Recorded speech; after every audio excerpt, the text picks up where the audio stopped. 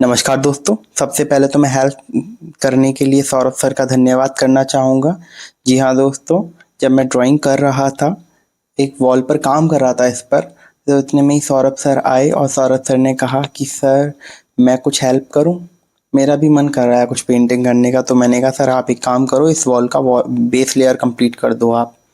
तो सर ने कंप्लीट करना स्टार्ट कर दिया और काफ़ी हेल्प हुई उनकी तरफ से मेरी, क्योंकि मेरा कम से कम 2 घंटे का काम बच गया जो उन्होंने काम किया।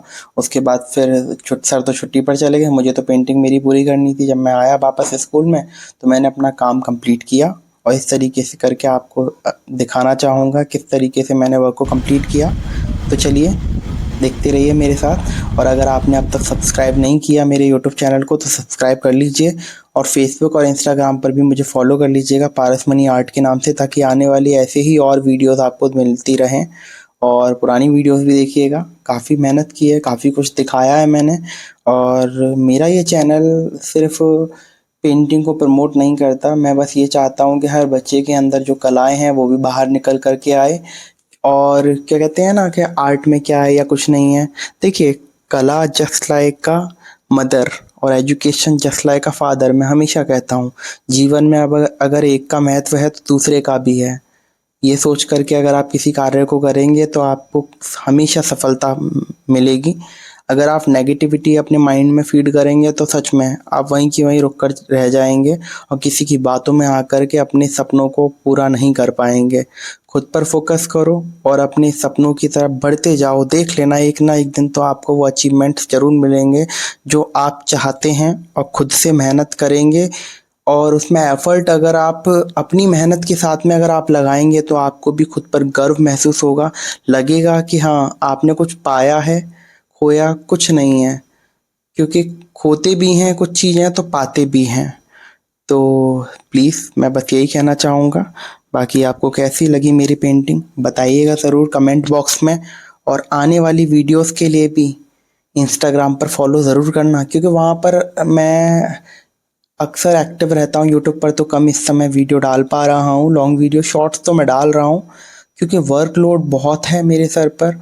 और अभी तो बहुत अच्छी अच्छी पेंटिंग्स आ रही हैं। एक तो हनुमान चालीसा आ रहा है, सच में मेरी लाइफ की भी सबसे ज़्यादा एफर्ट लगाने वाली पेंटिंग है। बहुत टाइम दिया है इस पेंटिंग को।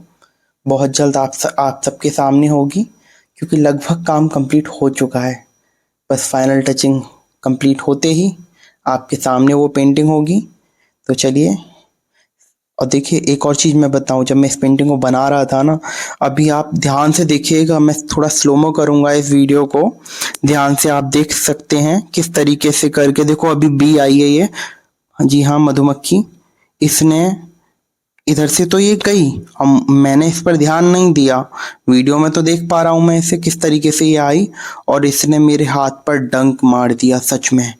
और लास्ट में मैं इस वर्क के फोटोज नहीं कर पाया, क्योंकि इसने मुझे एकदम से जैसे ही बहुत भयानक तरीके से काटा। हालांकि काटने पर इतना दर्द नहीं होता, लेकिन सबसे ज़्यादा मुझे टेंशन इस बात की थी कहीं सूज ना जाए, इसमें कुछ हो ना जाए। मैं एकदम से पहले तो चाबी से रगड़ने लगा उस जगह को, हाथों को, कहते हैं लोहे से सही रहता है। फिर मैं समझ नहीं आया, मैं भागा यहाँ से और भागते भागते सीधा रिसेप्शन की तरफ गया। वहाँ से कुछ पता करने के कुछ और मिलेगा मुझे, लोहा या कुछ भी।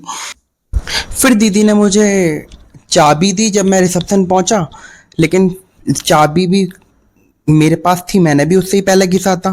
फिर मैंने चाबी से घिसना स्टार्ट किया और उसके बाद सिया दीदी ने बोला कि आप ठंडा पानी और पी लो, उससे सही हो जाता है।